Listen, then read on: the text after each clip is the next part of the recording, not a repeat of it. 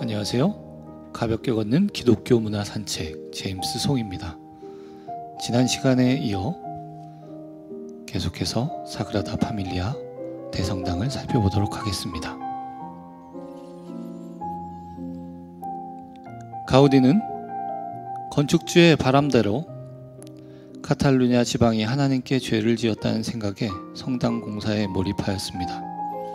친구나 가족들마저 사라진 이후에 자신의 집을 버리고 성당 지하의 작은 방에서 거주하며 설계를 이어나갔습니다.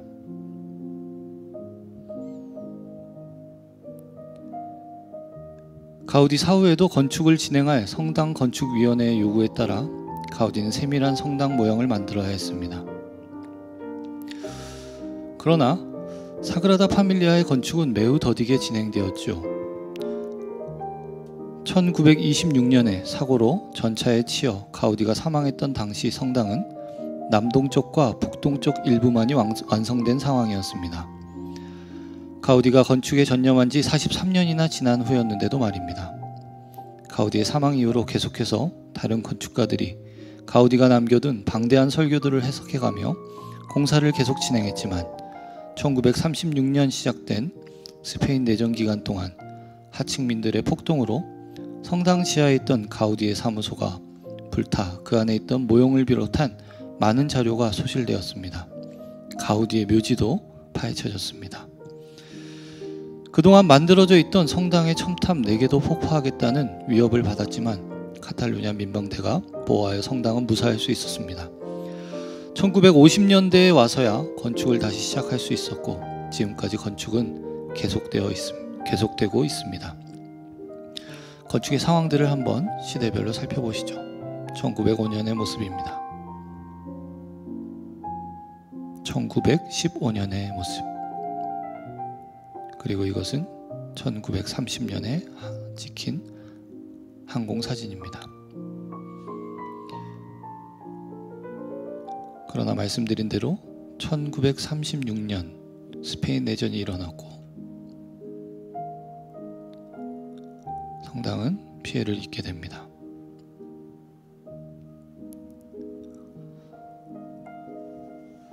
이렇듯 1882년 3월 19일에 시작된 건축은 140년 가까이 지난 지금까지도 진행 중입니다.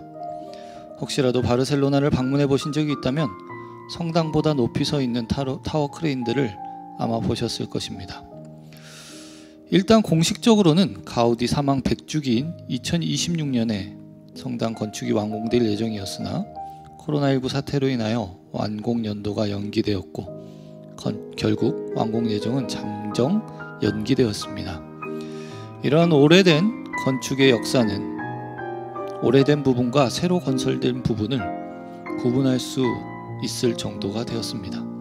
보시면 오른쪽에 있는 부분이 옛 건축, 왼쪽이 새로 건축된 부분입니다.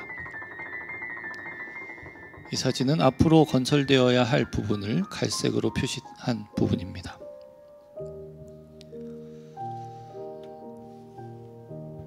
지금 보시는 모델은 완성된 사그라다 파밀리아 성당의 3D 모델입니다. 성당은 총 3개의 퍼사드를 가지고 있습니다. 퍼사드는 프랑스어로 정면이라는 뜻을 가지고 있는데요. 건축 용어로 사용될 때는 건물의 출입구로 이용되는 정면 외벽 부분을 가르칩니다. 각각 사그라다 파밀리아는 각각 스페인어로 나시미엔토 탄생, 파시온 순환, 그리고 글로리아 영광을 주제로 한 3개의 퍼사드를 가지고 있습니다. 그리고 이 퍼사드에는 각각 100m 남짓한 4개의 탑들이 있습니다. 그래서 총 12개의 탑이 되는데요. 이 12개의 탑은 예수님의 12사도를 의미합니다. 이 사진에 보시면 파란색과 가운데 파란색과 왼쪽에 녹색, 그리고 이 사진을 돌려보면 보라색, 총 12개의 탑이 보이실 것입니다. 퍼사드 정면 성베드로 대성당의 퍼사드가 이렇게 생겼죠. 그러나 사그라다 파밀리아는 총 3개의 퍼사드를 가지고 있다고 말씀드렸습니다. 그래서 어떤 면으로 보느냐에 따라 성당의 모습이 제법 많이 달라집니다. 동쪽에 탄생 퍼사드를 보느냐, 아니면 서쪽의 고난 포사드를 보느냐에 따라 전혀 다른 건물과 같이 느껴지기도 합니다. 그리고 건설 중인 영광의 포사드는 아직 건축 중에 있습니다.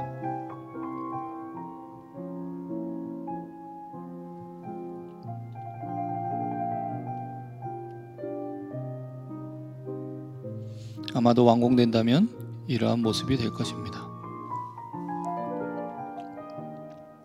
평면도를 보자면 이렇게 되어 있습니다. 가운데에 예수 그리스도의 첨탑, 이 172m짜리의 가장 높은 탑이 세워지고 1, 2, 3, 4는 예수 그리스도의 첨탑을 둘러싸고 있는 사복음서를 가르치는 4개의 탑이 있습니다. 그리고 뒤쪽으로 M이라고 되어 있는 것은 성모 마리아 돔을 가리킵니다. 그리고 좌우 그리고 아래쪽으로 총 3개의 포사드가 있고 4개 딸린 첨탑들이 보이실 것입니다.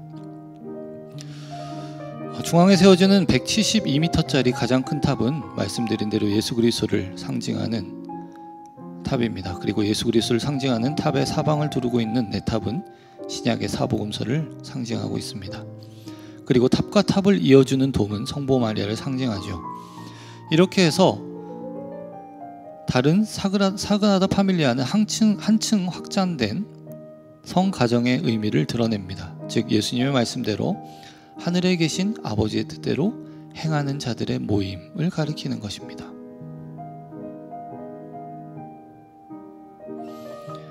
성당이 완성된다면 예수 그리스도를 상징하는 첨탑이 성당의 가운데에 가장 높게 위치하게 됩니다.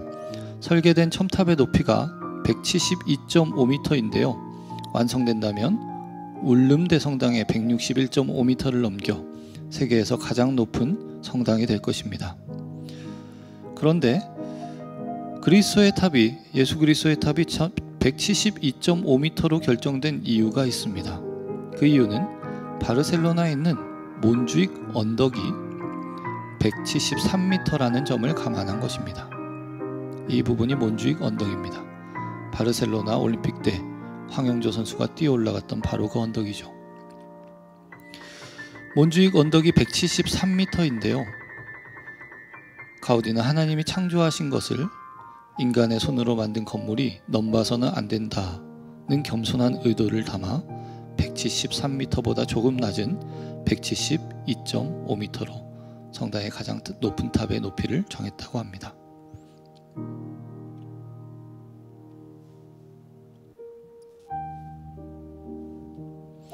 성당의 내부의 모습은 이렇습니다.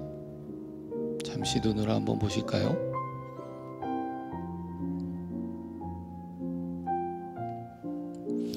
이제 내부의 모습을 잠시 한번 보시겠습니다.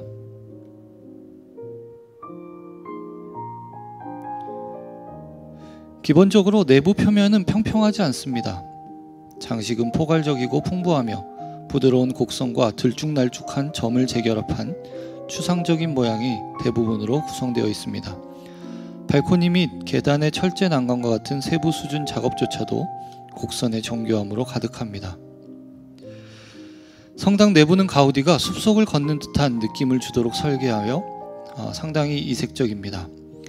나무와 꽃을 닮은 기둥과 천장의 형태가 인상적입니다. 각 기둥에는 가톨릭 성인의 장식 문양 등이 있습니다. 내부의 색은 흰색인데 이는 스테인드 글라스가 햇빛에 비치면 그 색을 그대로 벽면에 새겨지도록 설계한 것입니다.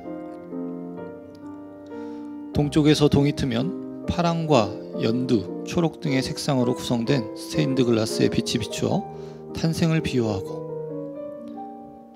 서쪽으로 해가 지면 빨강, 주황, 노랑 등으로 사망을 상징합니다.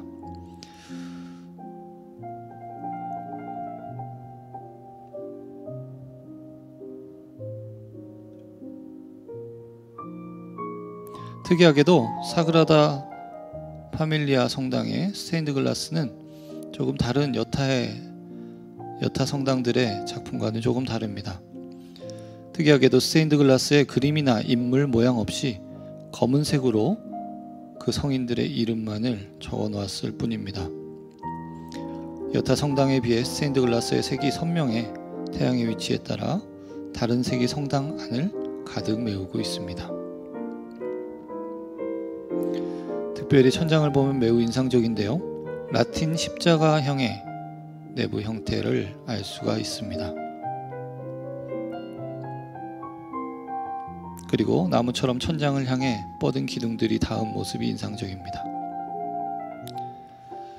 내부 기둥은 독특한 가우디의 디자인입니다. 하중을 지지하기 위해 분개하는 것 외에도 끊임없이 변화하는 표면은 다양한 기하학적 형태가 교차한 결과입니다. 가장 간단한 예는 기둥이 올라감에 따라 팔각형으로 진화한 다음 16면 형태를 거쳐 결국에는 원으로 진화하는 정사각형 밑면의 예입니다. 이 효과는 나선형 기둥의 3차원 교차 결과입니다. 근데 여러분, 이 기둥의 모습을 유심히 보시면 가운데 보라색의 기둥 내부분에 타원형으로 그림이 그려져 있는 것이 보이시나요? 제가 빨간색으로 표시해 보겠습니다. 이 부분들입니다. 여기에 내 그림은 에스겔서 1장 5절에서 10장에 처음 나오고 요한계시록 4장 6에서 7절에 등장하는 생물입니다. 네 생물입니다. 2세기 초 리옹의 주교 이레나이우스는 사복음서와 네 생물을 최초로 연결시킵니다. 영지주의 이단을 논박하는 이단 논박이라는 책에서 이레나이우스는 이 생물들의 성격을 설명하고 있는데, 사람은 성육신을, 사자는 왕권을, 황소 혹은 송아지는 희생을, 독수리는 교회를 지탱하는 성령을 상징한다고 설명합니다. 그리고 각각 이 주제를 마태, 마가, 누가, 요한복음과 연결짓고 있습니다. 그러니 내부에 보이는 이 기둥이 결국 예수 그리스도의 첨탑을 둘러싸고 있는 4개의 탑과 연결되고 있는 것입니다.